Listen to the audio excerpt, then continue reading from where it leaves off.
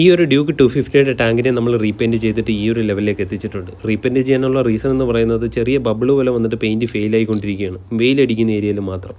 Paint അടിക്കാൻ നേരത്തെ എല്ലാവർക്കും അറിയേണ്ട ഒരു മെയിൻ കാര്യം എന്ന് പറയുന്നത് നമ്മൾ ഈ അടിക്കുന്ന പെയിൻറ്റിന് എന്തെങ്കിലും ഗ്യാരൻറ്റിയോ വാറൻറ്റിയോ എന്തെങ്കിലും ഉണ്ടോ എന്നുള്ളതാണ്. തീർച്ചയായിട്ടും നമുക്ക് വാറൻറ്റി കൊടുക്കാൻ പറ്റുന്നതാണ്. അതിനെപ്പറ്റി നമുക്ക് എന്തായാലും ഈ വീഡിയോയിൽ ത്രൂ ഔട്ട് ഡിസ്കസ് ചെയ്യാം.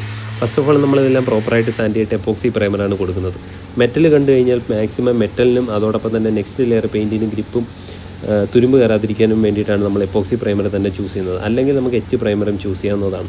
ആൻഡ് ഓൾസോ അതിന് ശേഷം നമ്മൾ അതിന് നന്നായിട്ട് ഉണങ്ങിയതിന് ശേഷം മാത്രമാണ് ഫില്ലർ പ്രൈമർ കൊടുക്കുന്നത്. ഈ പറയുന്ന ഓരോ പ്രോസസ്സുകളും കറക്റ്റായിട്ട് ഫോളോ ചെയ്താൽ മാത്രമേ നമുക്ക് വാറൻറ്റി കൊടുക്കാൻ പറ്റൂ. ബട്ട് സ്റ്റിൽ ഇതെല്ലാം കെമിക്കൽസാണ്. നമ്മളിനി എങ്ങനെയൊക്കെ പ്രിപ്പയർ ചെയ്ത് കഴിഞ്ഞാൽ എന്തെങ്കിലുമൊക്കെ എറർ വരാനുള്ള സാധ്യതയുമുണ്ട്. അപ്പോൾ അങ്ങനെ എന്തെങ്കിലും എററുകൾ വന്നു പോയി കഴിഞ്ഞാൽ പോലും അതിനകത്ത് ബർഡൻ പൂർണ്ണമായിട്ടും നമ്മളുടെ ഉത്തരവാദിത്തത്തിൽ കവർ ചെയ്ത് കൊടുക്കുന്നു എന്നുള്ളതാണ് നമ്മൾ കൊടുക്കുന്ന വാറൻറ്റി. ഈ ഒരു പർട്ടിക്കുലർ പ്രൊജക്റ്റിന് നമ്മൾ 1 ഇയറാണ് വാറൻറ്റി പറഞ്ഞിട്ടുള്ളത്.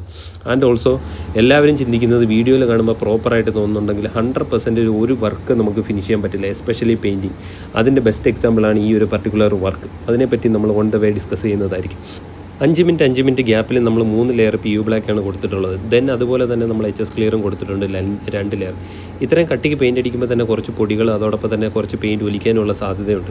ഈ ഒരു പർട്ടിക്കുലർ പ്രൊജക്റ്റിൽ പെയിൻറ്റ് ഒലിച്ചില്ലെങ്കിലും കുറച്ച് പൊടികളുണ്ടായിരുന്നു. അപ്പോൾ അതിനെല്ലാം നമ്മൾ സാൻഡ് ചെയ്ത് പോളിഷ് ചെയ്ത് കൊടുക്കാറാണ് പതിവ്.